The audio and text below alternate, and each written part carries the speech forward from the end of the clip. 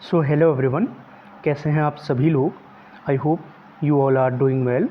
So everyone, today we are discuss in this video Indian economy on the eve of independence, यानी कि स्वतंत्रता की पूर्व संध्या पर भारत की अर्थव्यवस्था की क्या कंडीशंस थी, क्या सिचुएशन थी, उसके बारे में जानने का प्रयास करेंगे। और हम इसमें जानने का प्रयास करेंगे कि जो इंडियन इकोनॉमी थी उसमें जो डिफरेंट सेक्टर हैं इंडियन इकोनॉमी के, जैसे प्राइमरी सेक्टर हो गया, सेकेंडरी सेक्टर हो गया और टर्सरी सेक्टर हो गया, उसमें स्वतंत्रता के पूर्व संध्या पर जो भारत की अर्थव्यवस्था थी किस प्रकार की थी, किस प्रकार का कंट्रीब्यूशन था डिफरेंट सेक्टर में, तो उसके बारे में हम डिस्कस करेंगे इस वीडियो में। तो चलते हैं अपने टॉपिक पे। पहला है कि agriculture sector on the eve of independence, कि स्वतंत्रता की पूर्व संध्या पर जो है पहला जो सेक्टर आता है कृषि क्षेत्र, agriculture sector on the eve of independence. India's agriculture sector on the eve of independence exhibited three principal characteristics, यानी कि भारत का कृषि क्षेत्र स्वतंत्रता की पूर्व संध्या पर तीन प्रमुख विशेषताओं का प्रदर्शन किया। जो एग्रीकल्चर सेक्टर था इसमें जो है तीन प्रिंसिपल की विशेषताओं का प्रदर्शन किया गया। These characteristics pointed to backwardness of the Indian agriculture as well as its stagnance, यानी जो ये तीन प्रमुख विशेषताएं थे, इन विशेषताओं ने भारत की कृषि के पिछड़ेपन के साथ साथ इसके ठहराव की ओर इशारा किया। These characteristics pointed to backwardness of India's agriculture as well as its stagnance. तो ये थ्री प्रिंसिपल कौन कौन से थे? पहला था आपका लो लेवल ऑफ प्रोडक्टिविटी, यानी कि जो एग्रीकल्चर सेक्टर था उसमें लो लेवल ऑफ प्रोडक्टिविटी था, यानी कि उत्पादकता का निम्न स्तर था। और उसके बाद दूसरा था हाई डिग्री ऑफ वल्नरेबिलिटी, यानी उच्च स्तर की भेद्यता, वल्नरेबिलिटी थी,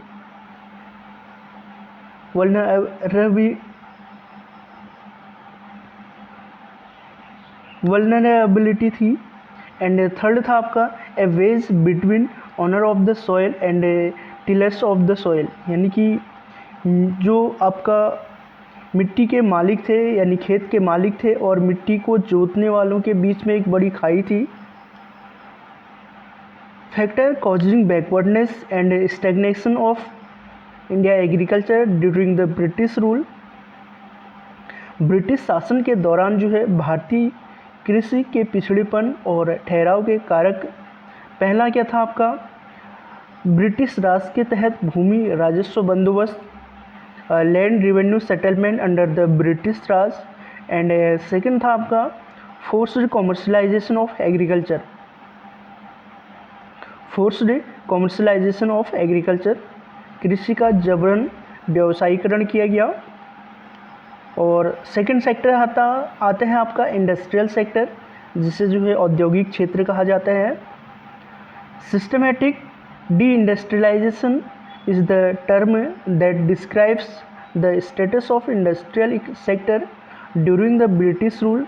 इट इम्प्लाइज टू थिंग्स, यानी कि जो सिस्टमेटिक डी इंडस्ट्रियलाइजेशन था, व्यवस्थित विऔद्योगिकरण था, वह शब्द है जो ब्रिटिश शासन के दौरान औद्योगिक क्षेत्र की स्थिति का वर्णन करता है। इसमें दो बातें निहित हैं। व्यवस्थित विऔद्योगिकरण वह शब्द है जो ब्रिटिश शासन के दौरान जो है क्या करता था, औद्योगिक क्षेत्र की स्थिति का वर्णन करता था। इट इम्प्लाइज टू थिंग्स, पहला है आपका decay of world famous traditional handicraft industry owing to discriminatory policies of the British government. ब्रिटिश सरकार की जो भेदभावपूर्ण नीतियों के कारण विश्व प्रसिद्ध पारंपरिक जो हस्तकला उद्योगों का पतन हुआ था। Decay of world famous traditional handicraft industry owing to discriminatory policies of the British government. And second था आपका black growth of modern industry now to lack of investment opportunities, निवेश के अवसरों की कमी के लिए अब आधुनिक उद्योगों की धूमिल वृद्धि। And twofold motive behind the systematic deindustrialisation during the British rule in India, यानी कि व्यवस्थित के पीछे दो गुना मकसद भारत में ब्रिटिश शासन के दौरान औद्योगिकरण। और पहला क्या था आपका, to exploit India's wealth of raw material and primary products, it was required to fulfil the emerging needs of industrial inputs in the wake of industrial revolution in Britain। कच्चे माल और प्राथमिक उत्पादों के भारत के धन का दोहन करने के लिए कच्चे माल और प्राथमिक उत्पादों के भारत के धन का दोहन करने के लिए ब्रिटेन में औद्योगिक क्रांति के मद्देनज़र औद्योगिक आदानों की उभरती ज़रूरतों को पूरा करने के लिए इसकी आवश्यकता थी। एंड सेकंड है to exploit India as a potential market for the industrial product of Britain, Britain के औद्योगिक उत्पादों के लिए एक संभावित बाजार के रूप में भारत का दोहन। To exploit India's as a potential market for the industrial product of Britain. उसके बाद ड्रेन्स ऑफ इंडिया वेल्थ, भारत के धन की निकासी। Huge administrative expenses were incurred by the British government to manage their colonial rule in India, यानी British सरकार द्वारा भारत में अपने औपनिवेशिक शासन का प्रबंधन करने के लिए भारी प्रशासन व्यय किया गया था। Also, huge expenses were incurred by the British government to fight wars in pursuits of their policy of imperialism, साम्राज्यवाद की अपनी नीति के अनुसरण में युद्ध लड़ने के लिए ब्रिटिश सरकार द्वारा भारी खर्च भी किया गया था। उसके बाद अगला है डेमोग्राफिक कंडीशन। तो डेमोग्राफिक कंडीशन क्या थी? Demographic condition during the British rule exhibited all features of a stagnant and backward economy. Both birth rate and death rate were very high, nearly 48 and 40 per thousand respectively, यानी कि जो आपका घबराहट की स्थिति British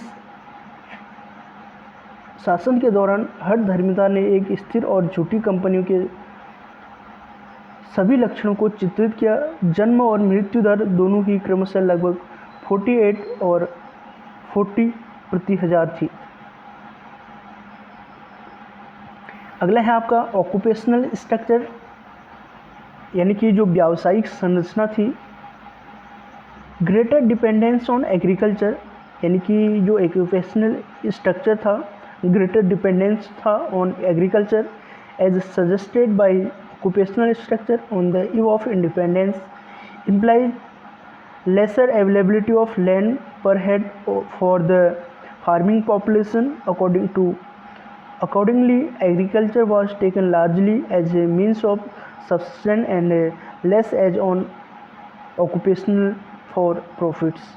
स्वतंत्रता की पूर्व संध्या पर वाणिज्यिक संरचना द्वारा कृषि पर अधिक अनुबंध का कृषक आबादी के लिए प्रति व्यक्ति भूमि की कम अनिश्चितता की सिफारिश की गई।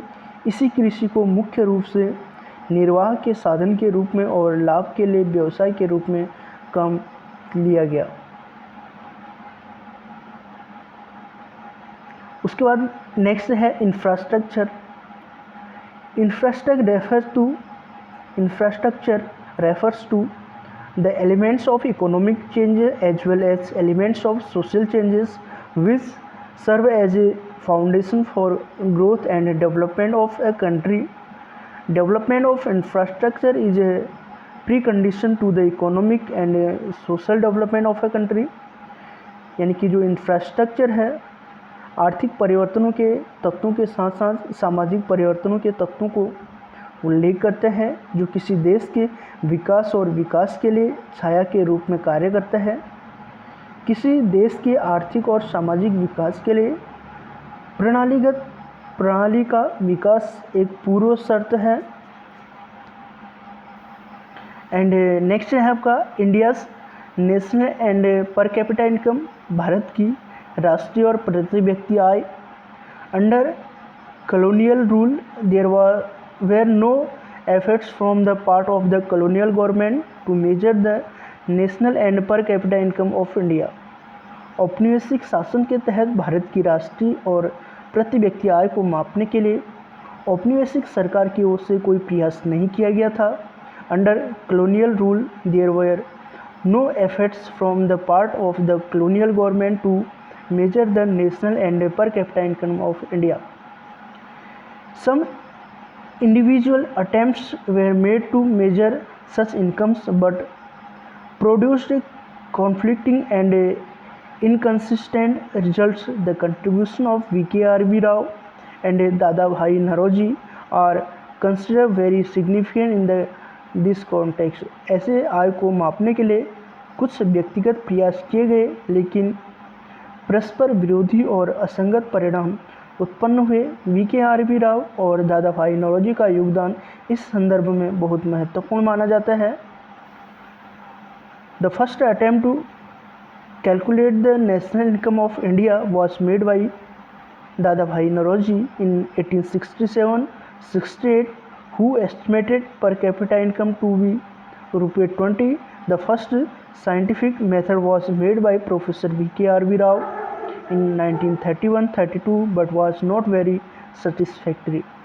भारत की राष्ट्रीय आय की गणना करने का पहला प्रयास 1867-68 में दादाभाई नौरोजी द्वारा किया गया था, जिन्होंने प्रति व्यक्ति आय ₹20 होने का अनुमान लगाया था। पहली वैज्ञानिक विधि 1931-32 में प्रोफेसर V.K.R.B. द्वारा बनाई गई थी लेकिन यह बहुत संतोषजनक नहीं थी। यानी कि जो first attempt to calculate national income of India किसने किया था? दादाभाई नौरोजी ने। कब किया था आपका? 1867-68 में। Who estimated per capita income to be ₹20। उसने जो है एस्टिमेट किया पर कैपिटा इनकम जो थी उस समय की ₹20 थी। The first scientific method was made by professor V.K.R.B. Rao in 1931-32।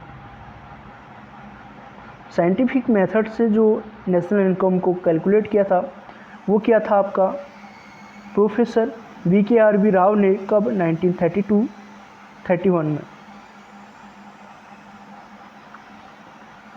Real per capita GDP which stood at $224 in 1991, 1901 increase, if it can be called an increases, to only $233 on the eve of independence।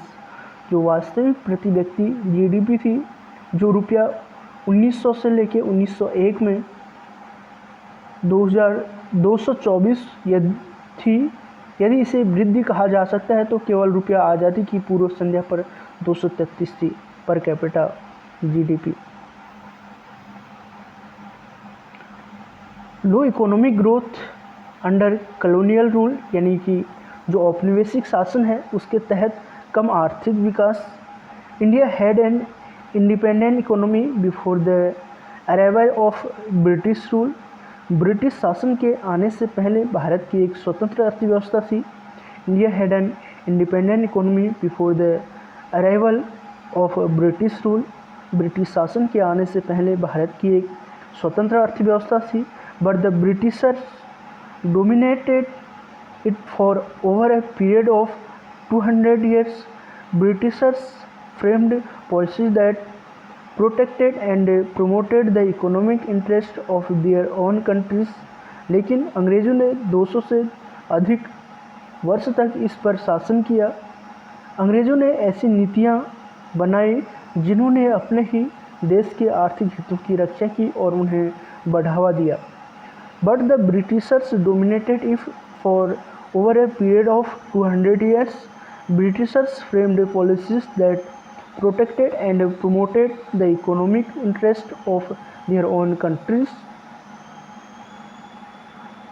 They transformed India into supplier of raw materials and a consumer of finished goods from the factories of Britain. Such policies affected Indian economy very adversely. उन्होंने भारत को Britain के कारखानों से कच्चे माल के आपूर्तिकर्ता और तैयार माल के उपभोक्ता के रूप में बदल दिया। ऐसी नीतियों ने भारतीय अर्थव्यवस्था को बहुत प्रतिकूल रूप से प्रभावित किया। They transformed India into supply of raw material and a consumer of finished goods from the factory of Britain. Such policies affected Indian economy very adversely. State of agriculture sector, कृषि क्षेत्र की स्थिति। Agriculture was the main source of livelihood for most of the people of India, and about 85% of the country's population lived mostly in village and derived livelihood directly or indirectly from agriculture. कृषि क्षेत्र की स्थिति भारत के अधिकांश लोगों के लिए कृषि आजीविका का मुख्य स्रोत था और देश की लगभग 85% जो है आबादी ज़्यादातर गाँव में रहती थी और कृषि से प्रत्यक्ष और अप्रत्यक्ष रूप से आजीविका प्राप्त करती थी। लो level of productivity, output per hectare of land was very low. This led to a low level of output in spite of a large area under cultivation.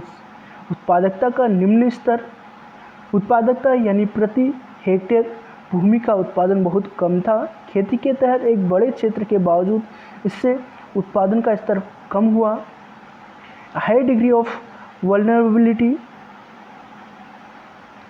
जो वल्नरेबिलिटी थी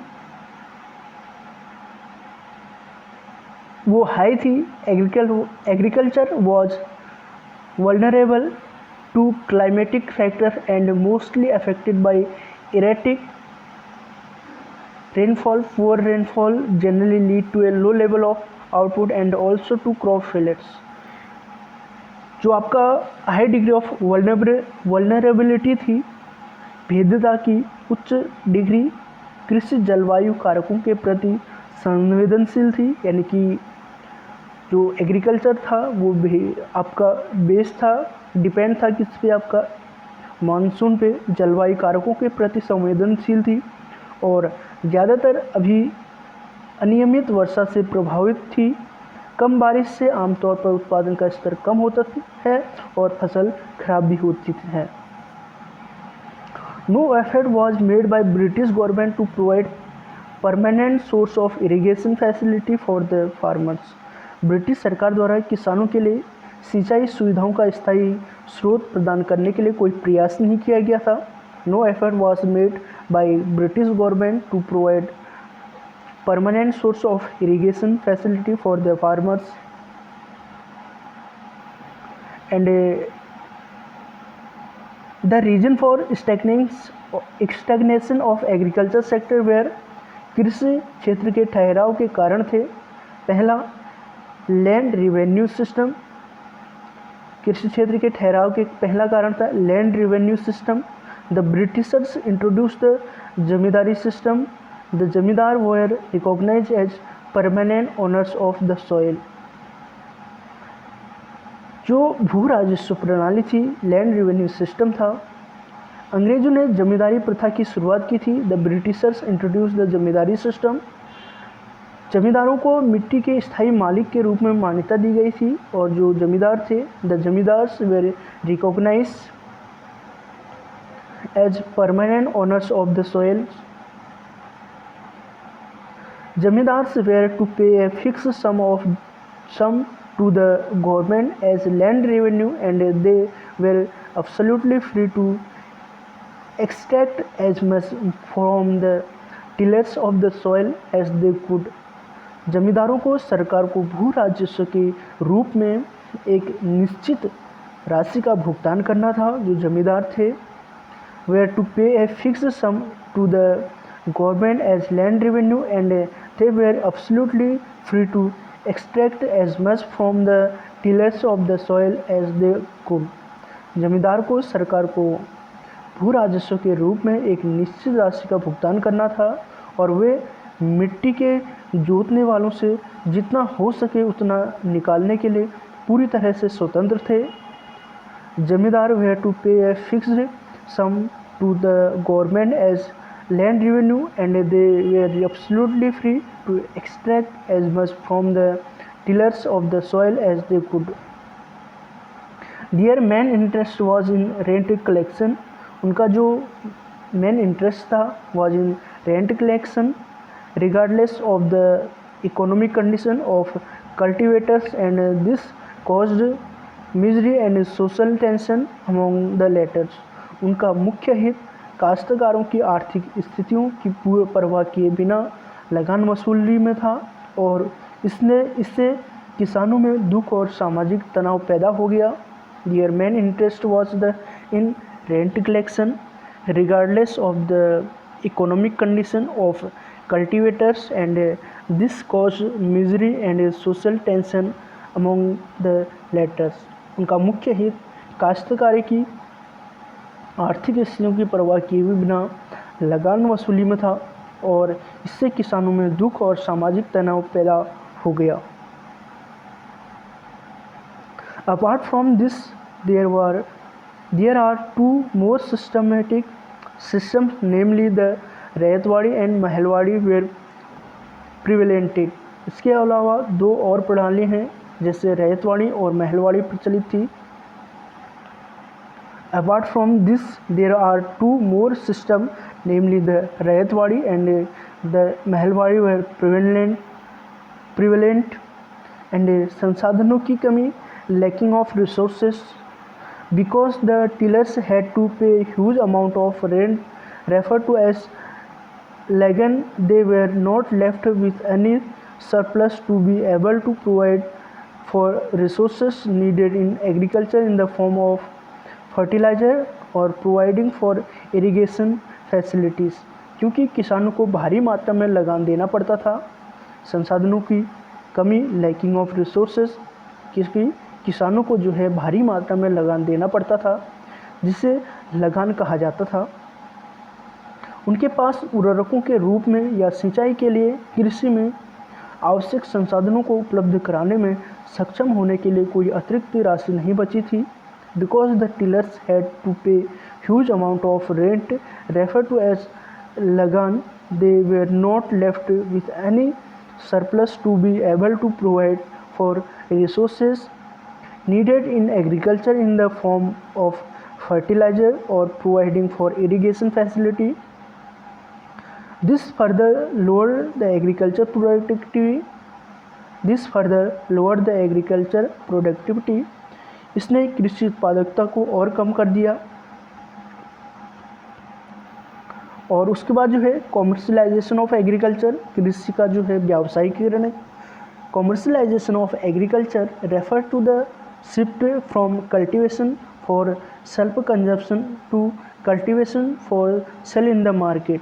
जो आपका कॉमर्शलाइजेशन ऑफ एग्रीकल्चर था वो refer करता है to shift from cultivation for self-consumption to cultivation for sale in the market. It also refers to cultivation of cash crop like cotton, indigo, etc. कृषि का व्यावसायीकरण का तात्पर्य स्वयं के उपभोग के लिए खेती से बाजार में बिक्री के लिए खेती में बदलाव से है। इसमें कपास, नील आदि जैसी नकदी फसलों की खेती को भी संदर्भित करता है। यह जो है कपास, नील आदि जैसी नकदी फसलों की खेती को भी संदर्भित करता है। Due to commercialisation of agriculture there was some evidence of relatively high yield of cash crop in certain area of the countries. कृषि के व्यावसायीकरण के कारण देश के कुछ क्षेत्रों में नकदी फसलों की जो है अपेक्षाकृत अधिक उपज के कुछ प्रमाण मिले। Due to commercialisation of agriculture there was some evidence of a relatively high yield of cash crop in certain area of the countries, but this could not help in improving the condition of Indian farmers, लेकिन यह भारतीय किसानों की स्थिति को सुधारने में मदद नहीं कर सका. But this could not help in improving the condition of Indian farmers, and instead of producing food crops, farmers were producing cash crops which were ultimately to be used by British industries. खाद्य फसलों के उत्पादन के बजाय किसान नकदी फसलों का उत्पादन कर रहे थे जो अंततः ब्रिटिश उद्योगों द्वारा उपयोग की जाने वाली थी. Instead of producing food crops, farmers were producing cash crops which were ultimately to be used by British industries. And state of industrial sector, औद्योगिक क्षेत्र की स्थिति. In the pre British period India was particularly well known for its handicraft industry in the fields of cotton and silk, textile, metal and precious stone work etcetera. पूर्व British काल में भारत विशेष रूप से कपास और रेशम वस्त्र, धातु और कीमती पत्थर के काम आदि के क्षेत्र में अपना हस्तशिल्प उद्योगों के लिए प्रसिद्ध था. In the pre British period, पूर्व ब्रिटिश काल में, in the pre British period India was particularly well known for its handicraft industry. उसके जो हस्तशिल्प उद्योग थे in the field of cotton and silk, textile, वस्त्र कॉटन हो गया, धातु silk, textile, metal and precious stone work etcetera. These products enjoy a worldwide market based on the reputation of the fine quality of material used and the high standard of craftsmanship. उपयोग की गई सामग्री की अच्छी गुणवत्ता और शिल्प कौशल के उच्च मानकों की प्रतिष्ठा के आधार पर इन उत्पादों ने विश्वव्यापी बाजार का आनंद लिया. These products enjoy a worldwide market based on the reputation of the fine quality of material used and the high standard of craftsmanship. But the Britishers follow a policy of systematic deindustrialization by creating circumstances conducive to the decay of handicraft industry and not taking any steps to promote modern industry and reduced India to a mere exports of raw material and imports of finished goods. लेकिन अंग्रेजों ने हस्तकला उद्योगों के पतन के लिए अनुकूल परिस्थितियों का निर्माण करके और आधुनिक उद्योगों को बढ़ावा देने के लिए कोई कदम नहीं उठाते हुए व्यवस्थित डी-औद्योगिकरण की नीति का पालन किया और भारत को कच्चे माल के निर्यातक और तैयार माल के आयातक तक सीमित कर दिया. But the Britishers follow A policy of systematic D-industrialisation by creating circumstances conducive to the decay of handicraft industry and not taking any step to promote modern industry and reduce India to a mere export of raw material and import of finished goods. The following points bring forward the state of the industrial sector at the eve of India's independence. यानी कि निम्नलिखित बिंदु स्वतंत्रता की पूर्व संध्या पर औद्योगिक क्षेत्र की स्थिति को दूर करते हैं. The following points bring forward the state of the industrial sector at the eve of independence. पहला, डीके ऑफ हैंडीक्राफ्ट, हस्तशिल्प उद्योगों का पतन. डीके किया गया आपका किसका? हैंडीक्राफ्ट इंडस्ट्री का. The traditional handicraft industry in India enjoy worldwide reputation, but the British misrule in India lead to the decline of India handicraft industry. Bharat में क्या हुआ कि जो पारंपरिक हस्तशिल्प उद्योग थे ने दुनिया भर में प्रतिष्ठा का आनंद लिया, लेकिन भारत में ब्रिटिश कुशासन के कारण भारतीय हस्तशिल्प उद्योग का पतन हुआ. The decay of handicraft industry. The traditional handicraft industry in India enjoy worldwide reputation, but the British misrules in India lead to the decline of India handicraft industry. The Britishers adopted the following policy to systematically destroy the handicraft industry. हस्तकला उद्योगों को व्यवस्थित रूप से नष्ट करने के लिए अंग्रेजों ने निम्नलिखित नीतियां अपनाई. The Britishers adopted the following policy to systematically destroy the handicraft industry. Discriminatory tariff policy of the state. राज्य की भेदभावपूर्ण नीति टैरिफ नीतियाँ. The Britishers follow a discriminatory tariff policy by allowing tariff-free export of raw material from India to provide for the requirement of their industry in Britain, and a tariff-free import of British industrial products to promote British goods in India, but placed a heavy duty on the export of handicraft product. राज्य की जो भेदभावपूर्ण नीतियाँ थी, tariff नीतियाँ थी, अंग्रेजों ने भारत से कच्चे माल के टैरिफ मुक्त निर्यात ब्रिटेन में अपने उद्योगों की आवश्यकताओं को पूरा करने के लिए और ब्रिटिश औद्योगिक उत्पादों के टैरिफ मुक्त आयात और भारत में ब्रिटिश वस्तुओं का बढ़ावा देने के लिए की अनुमति देकर एक भेदभाव टैरिफ नीति का पालन किया, लेकिन भारी रखा हस्तशिल्प उत्पादों के निर्यात पर शुल्क. So India handicraft products started losing their domestic as well as foreign market. इसलिए जो भारतीय हस्तशिल्प उत्पाद थे ने अपने घरेलू और साथ ही विदेशी बाजारों को खोना शुरू कर दिया. क्यों? क्योंकि यहाँ पे जो है निर्यात शुल्क जो है हैवी थे. नेक्स्ट है competition from machine made products. Machine ने से बने उत्पादों से प्रतिस्पर्धा. Machine made product from Britain were cheap and better in quality than the handicraft products. यानी ब्रिटेन से जो मशीन से बने उत्पाद थे वो हस्तकला उत्पादों की तुलना में चमक और गुणवत्ता में बेहतर थे. Machine made product from Britain were cheap and better in quality than the handicraft products. This competition forced many a handicraft to shut down their businesses. इस प्रतियोगिता ने कई नामों को अपना व्यवसाय बंद करने के लिए मजबूर कर दिया. This competition forced many a handicraft to shut down their businesses.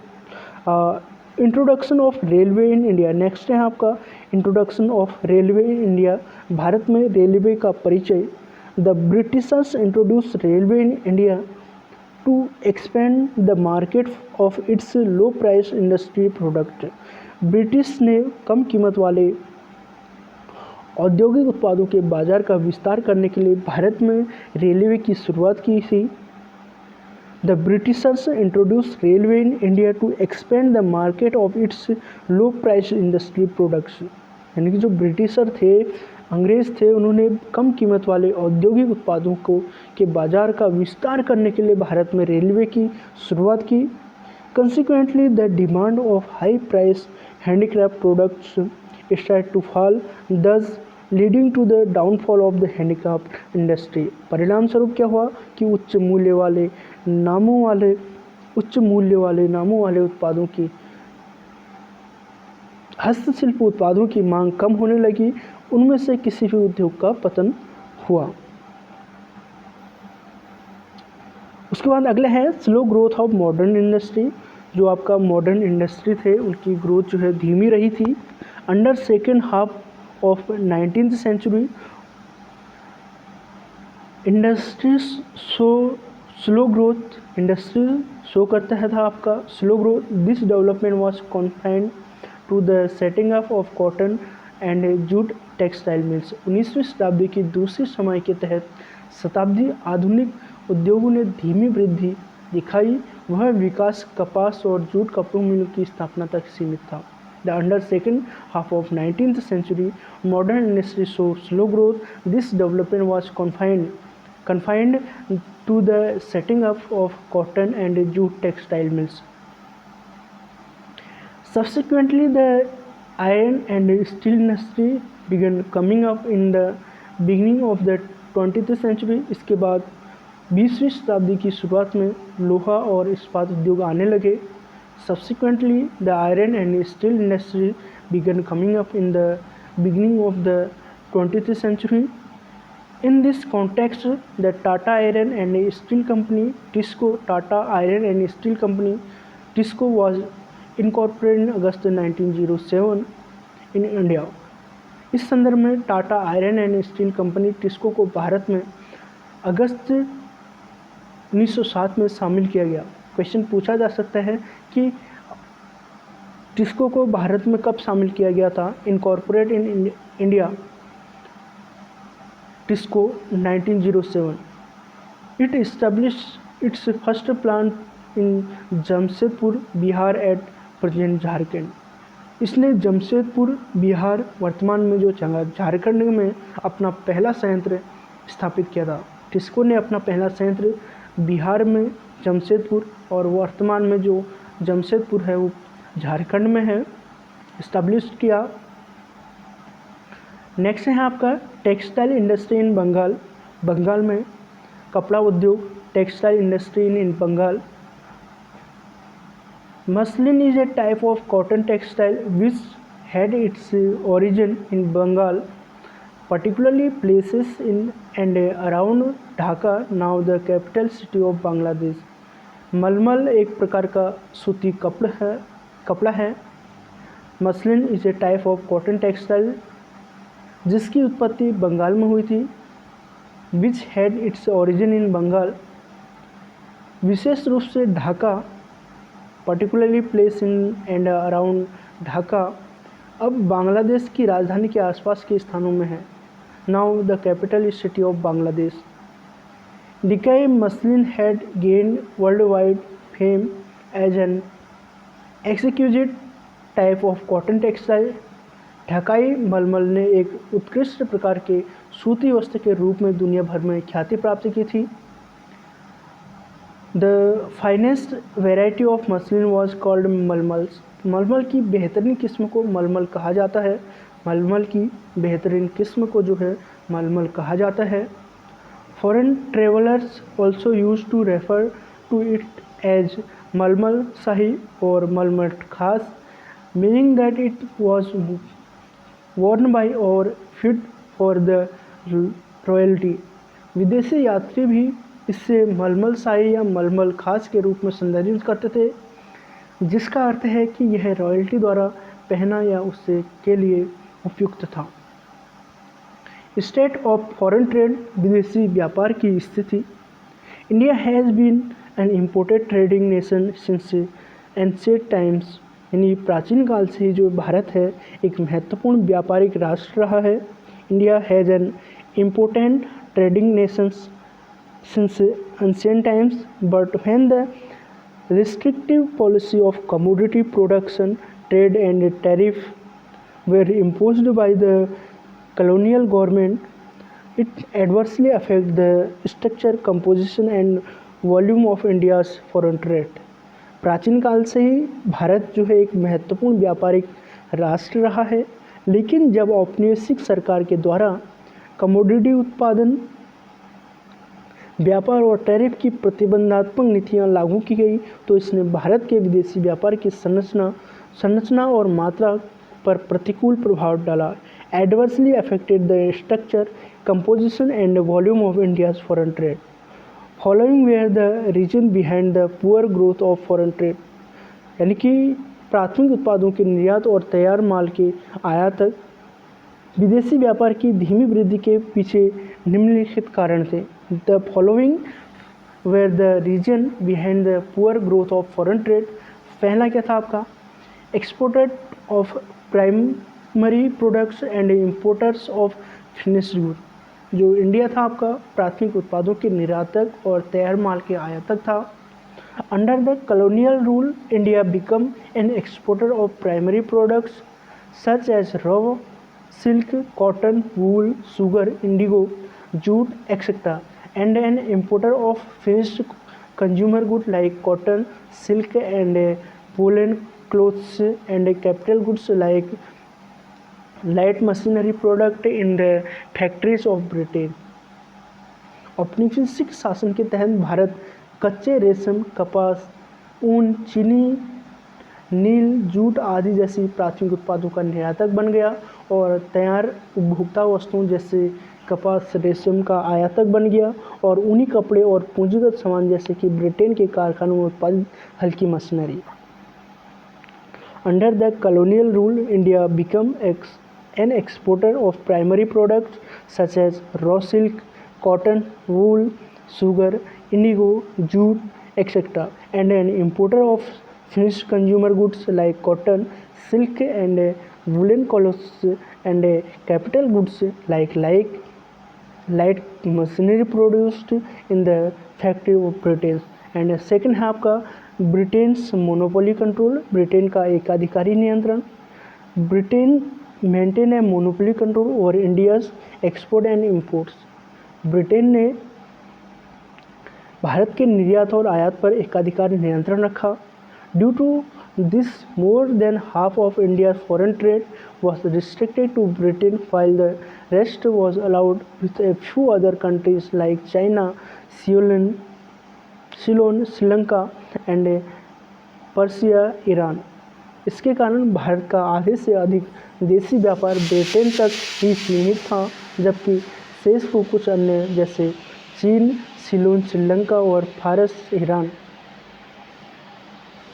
The opening of Suez canal in 1869 further intensified British control over India foreign trade. 1869 में सुएज नहर के खुलने से भारत के विदेशी व्यापार पर ब्रिटिश नियंत्रण और भी तीव्र हो गया।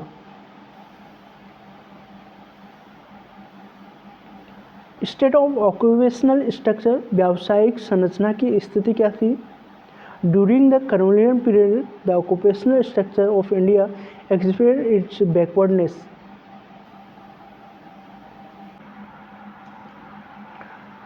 During the colonial period, the occupational structure of India exhibited its backwardness, यानी कि औपनिवेशिक काल के दौरान भारत की जो व्यावसायिक संरचना ने अपने पिछड़ेपन को प्रदर्शित किया।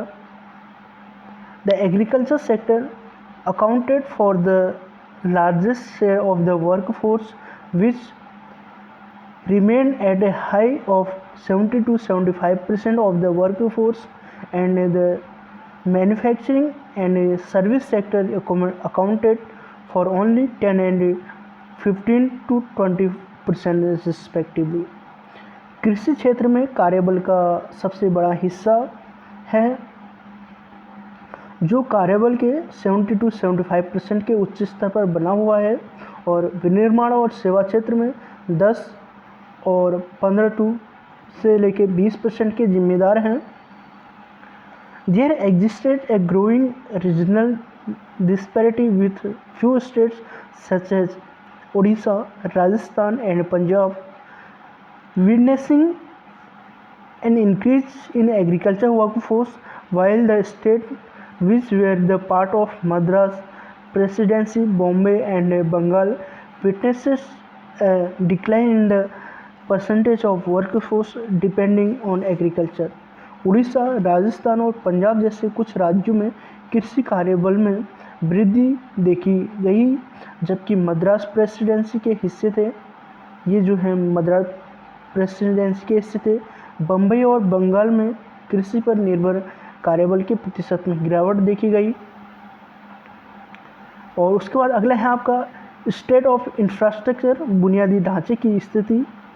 The state of infrastructure under the colonial rule can be understood with the help of following points। औपनिवेशिक शासन के अधीन आधारभूत संरचना की स्थिति को निम्नलिखित बिंदुओं की सहायता से समझा जा सकता है, जैसे roads, railways, water and air transports, communication, demographic condition and etcetera.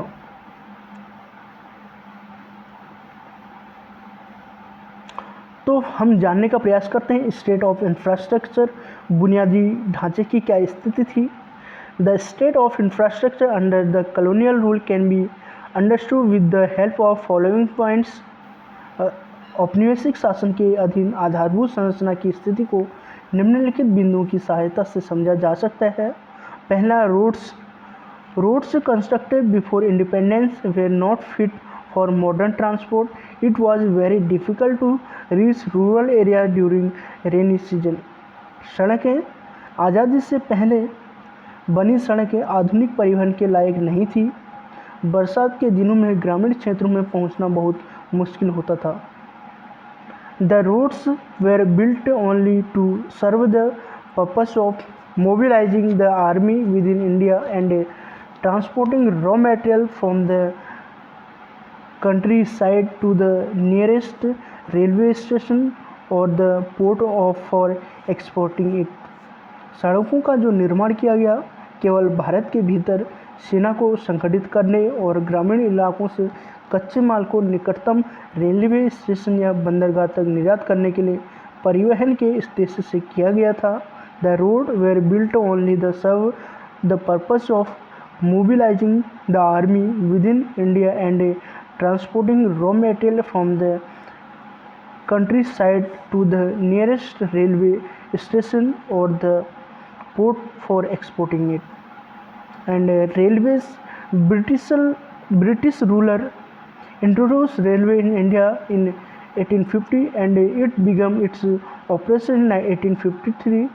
It is considered as one of the important contribution of Britishers। जो ब्रिटिश रूलर थे, British rulers introduced railway in India in 1850 and it began its operation in 1853. It is considered as one of the important contribution of Britishers। Railway के संबंध में British शासकों ने 1850 में भारत में railway की शुरुआत की और 1853 में इसका संचालन शुरू हुआ। इसे अंग्रेजों के महत्वपूर्ण योगदान में से एक माना जाता है। Considered as one of the important contribution of Britishers, the railway affected the structure of Indian economy in the following two ways। Railway ने निम्नलिखित दो तरीकों से भारतीय अर्थव्यवस्था की संरचना को प्रभावित किया। The railway affected the structure of India economy in the following two ways. First, it enable people to undertake long distance travel and thereby break geographical and cultural barriers. And second, it fostered commercialisation of India agriculture which adversely affected the self-sufficiency of the village economies in India। रेलवे ने निम्नलिखित दो तरीकों से भारतीय अर्थव्यवस्था की संरचना को प्रभावित किया। इसने लोगों को लंबी दूरी की यात्रा करने और इस तरह भौगोलिक और सांस्कृतिक बाधाओं को तोड़ने में सक्षम बनाया। The enable people to undertake long distance travel and thereby break geographical and cultural barriers. And second half का इसने यानी रेलवे ने भारतीय कृषि के व्यावसायीकरण को बढ़ावा दिया जिसने भारत में ग्रामीण अर्थव्यवस्थाओं की आत्मनिर्भरता पर प्रतिकूल प्रभाव डाला। It fostered commercialisation of Indian agriculture which adversely affected the self sufficiency of the village economy in India. So the social benefit provides by the railway was outweighed by the country huge economic loss। So the social benefits provided by the railways was outweighed by the country huge economic loss। इसलिए railway द्वारा प्रदान किए गए सामाजिक लाभ देश के भारी आर्थिक नुकसान से अधिक थे। थर्ड है आपका वाटर एंड एयर ट्रांसपोर्ट, जल और वायु परिवहन। The colonial rulers took major for the development of water transport। The inland waterways at times also proved uneconomic as in the case of coast canal on the Odisha coast। The main purpose behind their development was to serve Britain colonial interests। The colonial government also saw way to the air transport in 1932 by establishing Tata Airline। Thus, in this way, it inaugurated the aviation sector in India। औपनिवेशिक शासकों ने जल परिवहन के विकास के लिए उपाय किए गए। कई बार अंतर्देशीय जलमार्ग भी लाभकारी साबित हुए, जैसा कि उड़ीसा तट पर नहर के मामले में हुआ था।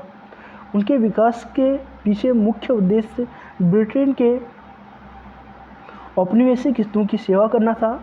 औपनिवेशिक सरकार ने 1932 में टाटा एयरलाइंस की स्थापना करके हवाई परिवहन को भी रास्ता दिखाया था। क्वेश्चन पूछा जा सकता है कि टाटा एयरलाइंस की स्थापना करके हवाई परिवहन को भी रास्ता कब दिखाया गया? औपनिवेशिक सरकार ने 1932 में। इस प्रकार इसने भारत में विमानन क्षेत्र का उद्घाटन किया। एंड नेक्स्ट है आपका कम्युनिकेशन, संचार। Modern postal system started in India 1837। The first telegraphy line was opened in 1857. The introduction of the expensive system of electric telegraph in India served the purpose of maintaining law and orders. संचार आधुनिक डाक प्रणाली भारत में 1837 में शुरू हुई थी। Question पूछा जा सकता है कि आधुनिक डाक प्रणाली भारत में कब शुरू हुई थी? तो 1837 में शुरू हुई थी। पहली टेलीग्राफी लाइन 1857 में खोली गई थी। भारत ने इलेक्ट्रिक टेलीग्राफी की महंगी प्रणाली की शुरुआत ने कानून और व्यवस्था बनाए रखने के उद्देश्य को पूरा किया। नेक्स्ट है आपका डेमोग्राफिक कंडीशन।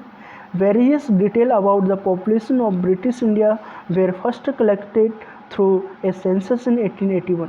ब्रिटिश भारत की जनसंख्या के बारे में विभिन्न विवरण पहली बार 1881 में एक जनगणना के माध्यम से एकत्रित किए गए थे। Various detail about the population of British India were first collected through an census in 1881। Before 1921, India was in the first stage of demographic transition. High birth and death rates lead to slow population growth.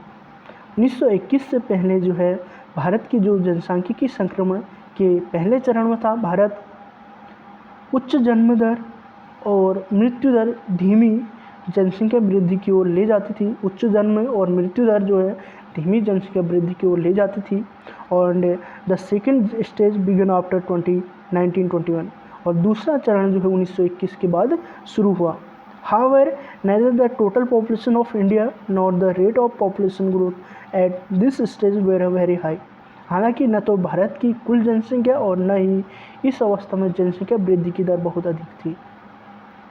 Though suffering from certain limitation, it revealed the unevenness in India population growth. The population grew at a rate of 1.2% up to the year 1957. हालांकि कुछ सीमाओं से पीड़ित होने के बावजूद इसने भारत की जनसंख्या वृद्धि में असमानता को उजागर किया और वर्ष 1951 तक 1951 तक जनसंख्या में 1.2% की दर से वृद्धि हुई। The year 1921 is regarded as the defining year of Indian demography. वर्ष 1921 को भारतीय जनसांख्यिकी के लिए परिभाषित वर्ष माना जाता है। क्वेश्चन पूछा जा सकता है कि भारतीय जनसांख्यिकी के लिए परिभाषित वर्ष कौन सा है? तो 1921 है। It is also known as the year of the great divide. ये क्वेश्चन काफ़ी बार पूछा गया है। The year of great divide के नाम से कौन सा ईयर है के नाम से जाना जाता है? 1921। As population growth was scarce before the time. इसे ग्रेट डिवाइड का वर्ष के रूप में भी जाना जाता है क्योंकि उस समय पहले जनसंख्या वृद्धि दुर्लभ थी। After 1921 India population growth as remain consistent. 1921 के बाद जो है भारत की जनसंख्या वृद्धि लगातार बनी हुई है। On the eve of independence the demographic condition was as follow. स्वतंत्रता की पूर्व संध्या पर जनसंख्या की स्थिति इस प्रकार की थी। The overall literacy level was less than 16%। समग्र साक्षरता स्तर जो है 16% से कम था। The female literacy level was a negligible low rate of about 7%। महिला साक्षरता का स्तर लगभग 7% की नगण्य निम्न दर था। Public health facility were either unavailable to large chunks of population and available were highly inadequate. सार्वजनिक स्वास्थ्य सुविधाएं या तो आबादी के बड़े हिस्से के लिए अनुपलब्ध थी या जब उपलब्ध थी अधिक पर्याप्त थी. इन्फेंट मोर्टालिटी रेट वॉज 218 पर 1000. शिशु मृत्यु दर 218 प्रति 1000 थी. And life expectancy was very low, 44 years. जीवन प्रत्याशा जो है 44 वर्ष से बहुत कम थी. And both birth rate and death rate were very high at 48 and 40 पर 1000 ऑफ पर्सन रिस्पेक्टिवली.